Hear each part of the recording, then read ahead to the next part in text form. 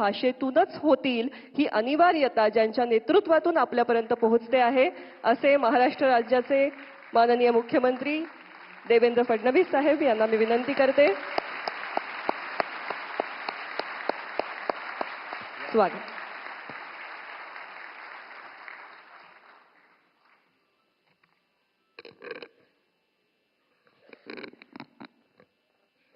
अठ्ठ्याण्णव्या अखिल भारतीय मराठी साहित्य संमेलनाच्या उद्घाटन प्रसंगी आपल्याला उद्घाटक म्हणून लाभलेले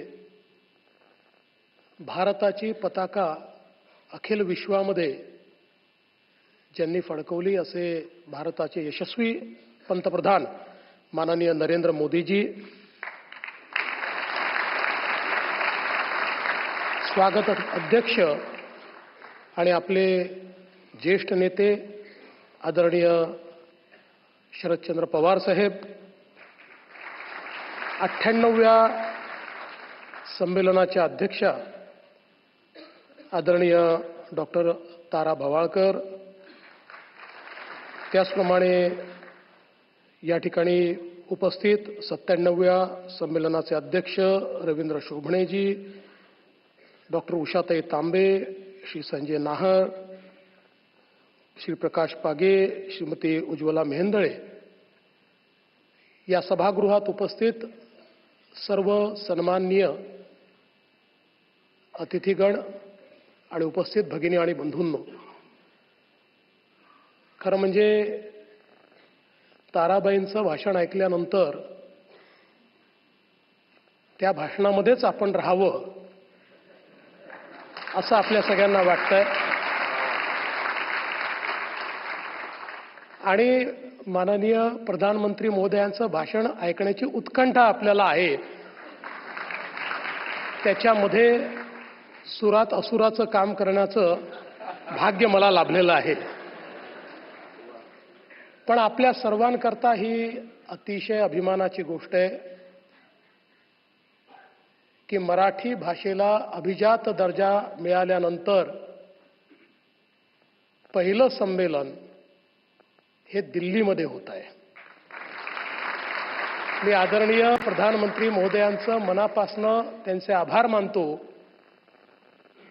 की जगभरातील मराठी माणसाच्या मनामध्ये जे होतं की आमच्या मराठी भाषेला अभिजात दर्जा मिळाला पाहिजे, ते स्वप्न आपण पूर्ण केलं.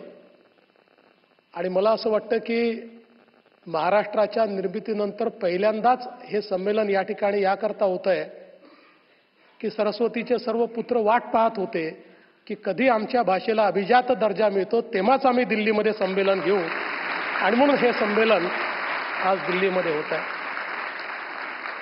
आपल्याला याची देखील कल्पना आहे की परकीय आक्रमकांनी ज्यावेळेस आपल्या भाषेला देखील त्या ठिकाणी एक प्रकारे प्रदूषित करण्याचा प्रयत्न केला, त्यानंतर पहिल्यांदा छत्रपती शिवाजी महाराजांनी हे ठरवलं की संपूर्ण राजकारभारामध्ये मराठीचाच उपयोग होईल आणि राजकारभारामध्ये जेवढे फारसी आणि अरबी शब्द आले होते ते सर्व शब्द बदलून आपले मराठी शब्द त्या ठिकाणी वापरण्याची सक्ती आणि त्याची आज्ञावली ही पहिल्यांदा छत्रपती शिवाजी महाराजांनी त्या ठिकाणी तयार केली. आणि म्हणूनच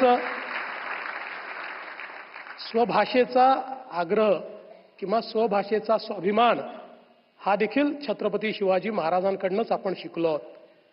आणि ज्याचा उल्लेख झाला की ही गोष्टही कदाचित हा एक मोठा योगायोग आहे की ज्या तालकटोरा स्टेडियममध्ये आपला सगळा कार्यक्रम या ठिकाणी होणार आहे, त्याच ठिकाणी 1737 साली राणोजी शिंदे आणि मल्हारराव होळकर यांच्यासोबत थोरल्या बाजीरावांनी आपली मराठ्यांची छावणी लावली होती आणि त्यानंतर आपण दिल्ली जिंकली होती.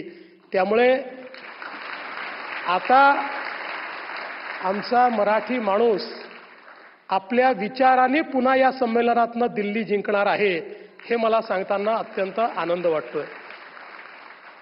आपल्याला कल्पना आहे की 1988 साली जेव्हा विश्व मराठी संमेलन झालं होतं आणि पवारसाहेबही होते आणि त्या संमेलनामध्ये पु ल देशपांडेंनी त्या ठिकाणी सांगितलं होतं की जो आपल्या मातृभाषेवर प्रेम करतो त्यालाच माया आणि वात्सल्य काय असतं हे समजतं आणि ज्याला माया आणि वात्सल्य समजतं तो कधी दुसऱ्या भाषेचा दुस्साहस करूच शकत नाही. त्यामुळे तो दुसऱ्या भाषेवरही प्रेम करतो. मला असं वाटतं की मराठी माणसांनी नेहमीच आपल्या भाषेवर प्रेम केलेलं आहे आणि ही जी काही एक मोठी परंपरा आहे ज्याचा उल्लेख या ठिकाणी वेगवेगळ्या वक्त्यांनी केला, त्यामुळेच मराठी ही अतिशय समृद्ध अशा प्रकारची भाषा आहे. कारण ती लोकभाषा झाली आणि त्यातनं जे काही लोकसाहित्य तयार झालं त्यातून खऱ्या अर्थानं मराठी पुढे जात गेली. आणि आत्ताच ताराबाईंनी सांगितलं की आमच्या संतांनी, आमच्या वारकरी संप्रदायाने कशा प्रकारे या मराठीला पुढे नेण्याचं काम केलं. आणि लीळाचरित्र असेल, ज्ञानेश्वरी असेल, 12व्या शतकामध्ये इतक्या आधुनिक स्वरूपात आलेले ही जी काही ग्रंथ आहेत ते देखील मराठी किती समृद्ध त्या काळातही होती हे आपल्याला या ग्रंथांच्या माध्यमातून पाहायला मिळतं. आणि म्हणूनच या अखिल भारतीय मराठी साहित्य संमेलनामध्ये दिल्लीमध्ये इतक्या मोठ्या प्रमाणात महाराष्ट्रातनं आणि देशभरातनं लोक आलेले आहेत. आणि मला असं वाटतं की मराठी माणूस हा कला, साहित्य, संस्कृती याच्यामध्ये रममाण होणार आहे. किंबहुना त्याच्या ठायी कला, साहित्य आणि संस्कृती वसलेली आहे. आमच्यासारखे काही लोक आहेत की ज्यांच्या ठायी खाद्य संस्कृती जास्त वसलेली आहे. पण मला असं वाटतं की त्यामुळेच या ठिकाणी मराठी भाषा अशी आहे की ज्याच्यामध्ये 100पेक्षा जास्त वेगवेगळी साहित्य संमेलनं त्या ठिकाणी होत असतात. आणि सर्व प्रकारच्या विचारांना, सर्व प्रकारच्या मला असं वाटतं बोलीभाषांना त्या साहित्य संमेलनांमध्ये एक प्रकारे महत्त्व मिळत असतं. अशा या मराठीची सेवा करण्याची संधी आपल्या सर्वांना या साहित्य संमेलनाच्या निमित्ताने मिळते आहे. मी यापेक्षा अधिक बोलणार नाही. मी अखिल भारतीय साहित्य संमेलनाला, त्याच्या नूतन अध्यक्षांना, आताच्या अध्यक्षांना सगळ्यांना खूप खूप शुभेच्छा देतो. आणि मला विश्वास आहे संजयजी, आपण सर्वांनी ही जी मेहनत केलेली आहे, हे अधिवेशन खूप ऐतिहासिक अशा प्रकारचं अधिवेशन होईल. 2 वर्षांनी 100वं अधिवेशन करायचं आहे आणि 3 वर्षांनी या अधिवेशनांना 150 वर्ष होत आहेत. त्यामुळे ही दोन्ही अधिवेशनं अत्यंत महत्त्वाची असणार आहेत.